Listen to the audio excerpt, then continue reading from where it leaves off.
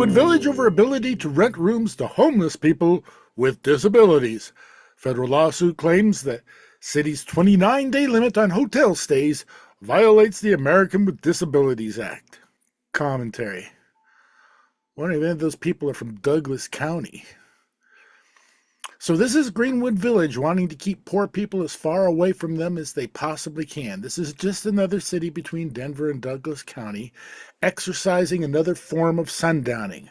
They're also a very wealthy community. Imagine that. Wealthy people trying to push poor people out of town and out of sight. But in this case, the people who actually want to help those in need are fighting back. Jasmine Webster needs just a little more time. Time to find a new job. Time to find a new school for her children. Time to find a place to live she can call her own.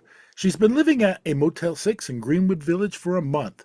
Her husband and son in one room, and she and her 3 daughters in another, after being evicted from an apartment in Aurora less than a year ago. See how sundown works?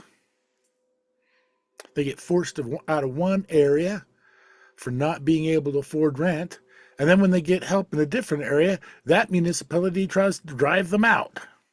What's worse, the Greenwood Village City Council this month did away with a long-time exception to its hotel stay limit for families in crisis who are receiving housing assistance from a governmental or charitable entity. Neza Barasha, whose husband owns the Motel 6 at 9201 East Arapahoe Road, said Greenwood Village has shown little patience towards the hundreds of families, many with disabilities, that she has provided temporary refuge for over the last few years. The city, she said, has targeted the motel with extra police patrols while allowing guests at other Greenwood Village hotels to stay more than 29 days at the time regularly. Neza Bakhrah. Let's see if I can pronounce this name. Neza Bakhrah, whose husband owns the Motel 6 at 9201 East Arapahoe Road, said Greenwood Village has shown little patience towards the hundreds of families, many with disabilities, that she has provided temporary refuge for over the last few years. The city, she said, has targeted the motel with extra police patrols, while allowing guests at other Greenwood Village hotels to stay more than 29 days at a time regularly. It has led Bakhrah, who along with her hotel duties is a licensed psychiatrist, to a singular conclusion. They don't want this group of people in Greenwood Village. People who are unhoused with mental health troubles and those who are in recovery, she said. It is a Bahra who is, along with her hotel duties, is a licensed psychiatrist, to a singular conclusion. They don't want this group of people in Greenwood Village. People who are unhoused with mental health problems and those who are in recovery, she said.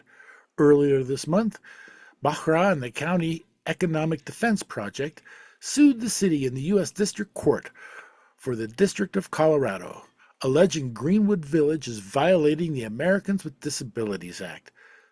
They're asking for economic damages and for a judge to strike down the 29-day limit or grant exemptions to people with disabilities. Commentary. There you go. If there aren't any damages that they have to pay, they'll just keep harassing them year in and year out. Hopefully the judge will rule in favor of these folks and charge the city and county of Greenwood Village a hefty fine, which could actually help these people that they're trying to drive out of their city. Differential treatment by a government entity and its agents on the basis of disability cannot be justified by an arbitrary and irrational reason, reads the lawsuit, filed by well-known civil rights attorney David Lane. Defendants have arbitrarily and irrationally applied and enforced the 29-day ordinance on the basis of discrimination against people with mental illness and or addiction issues, which are disabilities as defined by the ADA, end quote. Greenwood Village spokeswoman Megan Copenhaver said the city won't comment on the situation because of the active litigation. The Denver Post reached out to Mayor George Lance and to 2 councilwomen, Libby Hinton Barnacle and Donna Johnson, who represent the district where the Motel 6 is located. They either didn't respond or they said they were unable to comment. And now, back to the property tax discussion. We don't have a lot to add, but we'll read a few lines as this mess went on. Property tax reform bill advances as special session's first day reveals tension. Firefighters urge lawmakers to fight ballot measures outright, but lawmakers argue risk too high. The scope of the Colorado legislature's special session to cut property taxes took clear shape on its first day Monday as lawmakers shot down a slew of ancillary bills but made progress on a marquee ballot deal. Legislative leaders and governors are pushing House Bill 101, a $248 million cut to property taxes statewide that most importantly to them could result in Initiatives 50 and 108 being yanked from November's ballot. If passed by voters, those measures, which are backed by conservative and business-oriented groups, would force even deeper cuts into the state's assessment rate, which directly affects local property tax bills, and put in place a strict tax on how much tax revenue can increase each year. Legislative leaders and the governor are pushing House Bill 1001, a $248 million cut to property taxes statewide, and most importantly to them, could result in Initiatives 50 and 108 being yanked from November's ballot. If passed by voters, those measures, which are backed by conservative and business-oriented groups, would force even deeper cuts into the state's assessment rate, which directly affects local property tax bills, and put in place a strict cap on how much tax revenue can be increased every year. Commentary. It's possible these bills could fail, but apparently they can't take that risk. They gotta have their tax cut. The bill passed its first hurdle late Monday afternoon, winning approval 8-3 in the House Appropriations Committee, and progressed to a full debate on the House floor. But that debate won't happen until Tuesday, drawing out the special session by at least one more day beyond the 3-day minimum for a bill to become law. That means lawmakers now will meet at least through Thursday. A series of local governments asked the committee to amend the bill, but none more consistently than local fire districts. Firefighters from several districts bristled at the proposal of deeper cuts to property taxes as they already struggle to keep up with higher day-to-day costs and ever-increasing danger of longer fire seasons. Commentary. Year in and year out, the frequency of fires increases and increases. And we're going to cut fire departments? Just because rich landowners refuse to pay their fair share of taxes?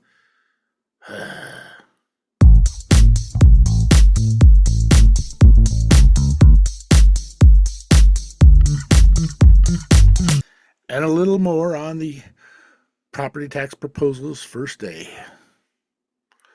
Progressive property tax proposals falter on first day of Colorado's special session as ballot measure deals advance.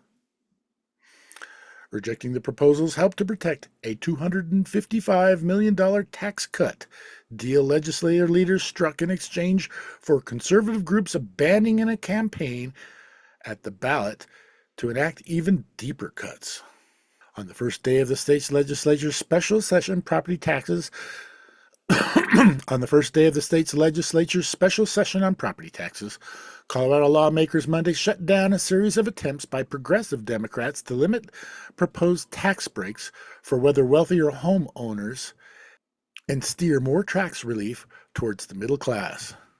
The move frustrated the party's most liberal lawmakers, who complained that the General Assembly was caving to wealthy interests rather than legislating on behalf of their constituents.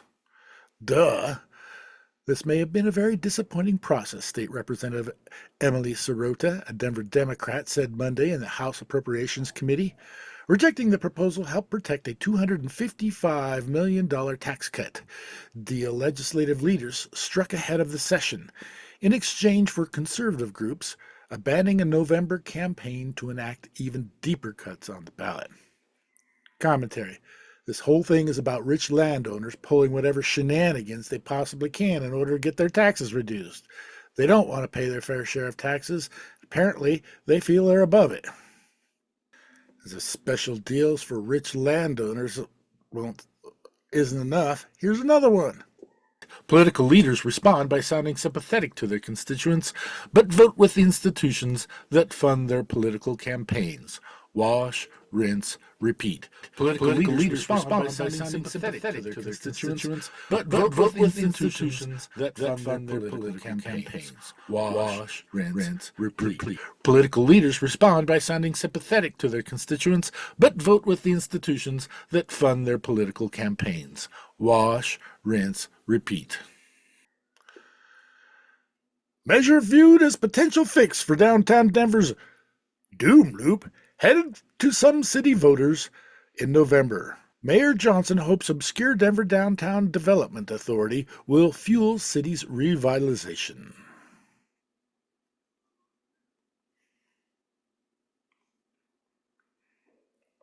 An estimated 2,500 Denver residents and qualifying businesses will have an extra ballot question to vote on in November that their neighbors will not.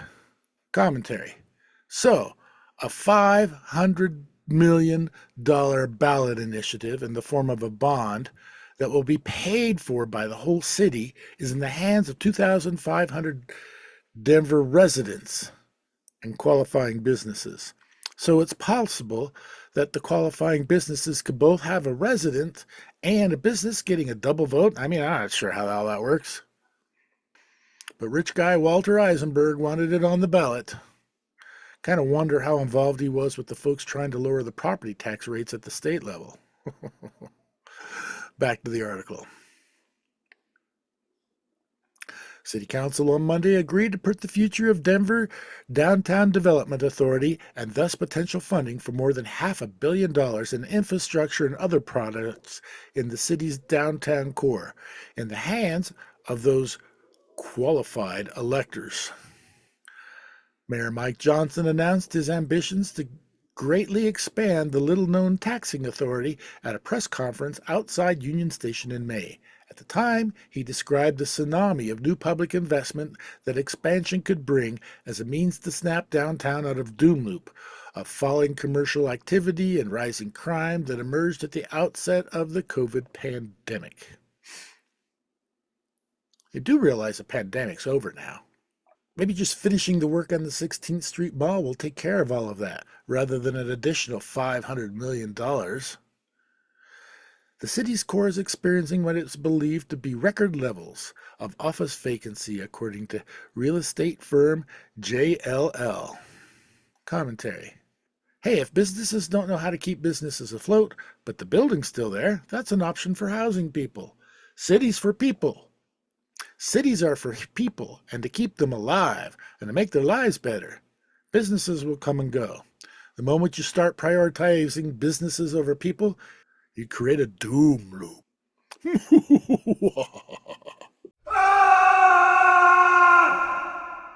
What he's really trying to obscure is the fact that this is all about Walter Eisenberg and sprucing up the city all around his businesses, which, like for many businessmen, suffered due to COVID and the crazy construction that's going on the 16th Street Mall.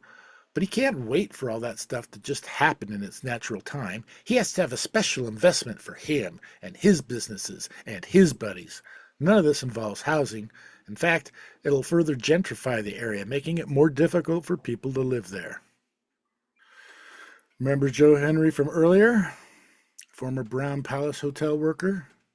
He basically got sunned down out of the hotel he was working at. Here's an update. Homeless handyman found dead days after sharing his story. Police believe that Joe Henry, a former Brown Palace hotel worker, killed himself days after sharing his story with Westward.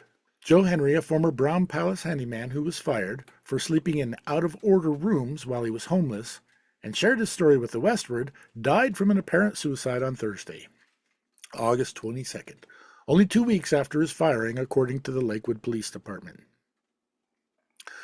Unfortunately, his death is consistent with suicide, Brian Fieck, a Lakewood police detective, says. Messages in his phone indicate that he took being fired from his job very hard and was in a bad mental space. Henry worked in the Brown Palace as a handyman, fixing up everything from air conditioning to loose toilet paper handers. Having spent most of his life in Denver, he considered the Brown Palace an icon and felt like the man of the hour when he got the job, he told Westward. But Henry also felt hopeless after a series of misfortunes set him back into homelessness. I'm down to nothing now, he told Westward on August 16th. What else am I going to do? What else am I going to do? Hope is a powerful thing when it's available to people, even when circumstances are their worst. Remove the hope, tragedy. They're all sucker punching me, dead in line for a wedgie. All I want and all I need is someone who believes in me. Property tax deal clears key debate in Colorado House as progressives criticize backroom negotiations. Lawmakers push through bill to cut state assessment rate and stop 2 ballot initiatives.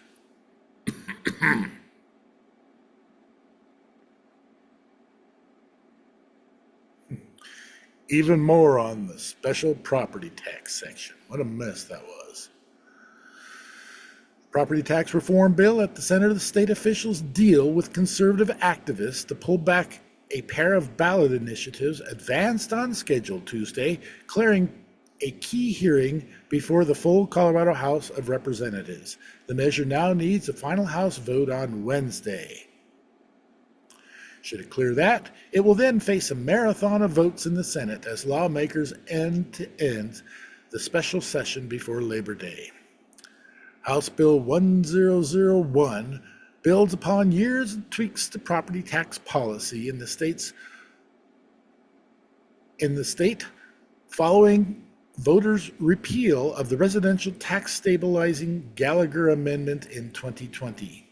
If it becomes law, fiscal analysts say it will cut the statewide property tax collections by about $254 million on top of the $1.3 billion cut approved by lawmakers last spring. For most property owners, the new reductions would cut less than $100 from their tax bills, though the amount depends on local mill levies and the property's value, among other changes to the tax policy. The true stakes, however, lie in a pair of ballot initiatives that, if passed by voters in November, would force even deeper cuts to property tax collections. The conservative proponent of Initiatives 50 and 108, led by Advance Colorado, have repeatedly declared that they will yank the measures characterized by opponents as catastrophic and draconian if the bill becomes law. So far, it has gone through relatively minor changes as lawmakers seek to protect terms of the deal, even as the terms continue to rankle many legislatures. Those who are critical feel they've been called to rubber stamp a preordained outcome.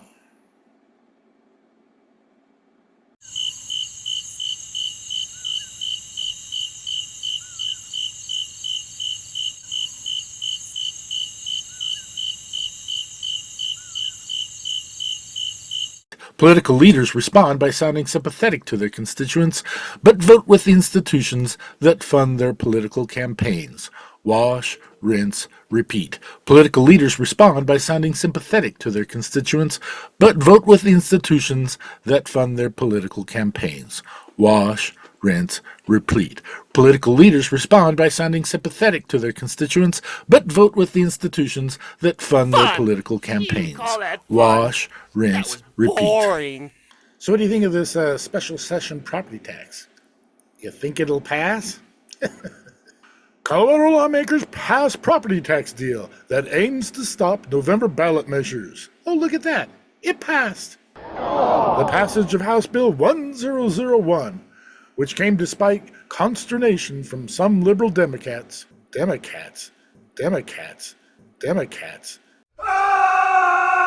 Passage of House Bill 1001 which came despite consternation from some liberal Democrats, marks the end of Colorado's 4-day special legislative session.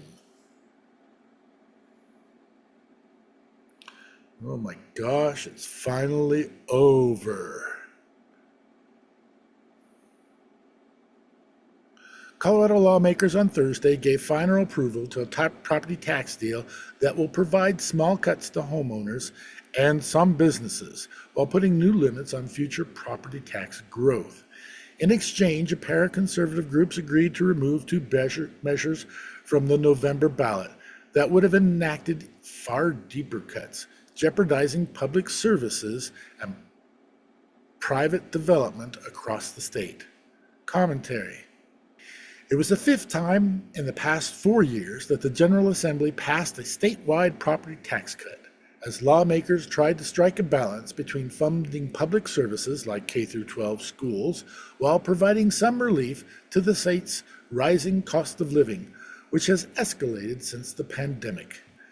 The measure, House Bill 1001, passed with bipartisan support during a 4-day